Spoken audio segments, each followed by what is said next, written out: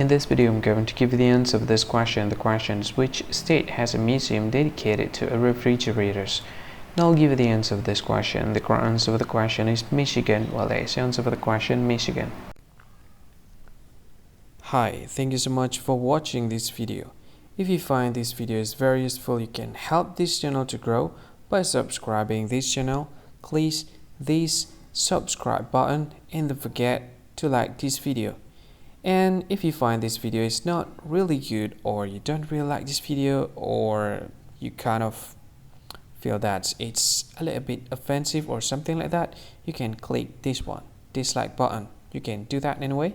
And if you want to share this video with your friend, you can share it by clicking this share button, and you can share it to any social media that you wish that is currently available at this time, like Facebook, Twitter, LinkedIn, and many others, right?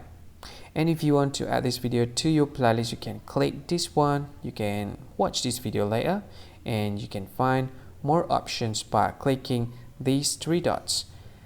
And yeah, don't forget to subscribe. I think that's all of it. Thank you so much for watching this video, and see you again in another video.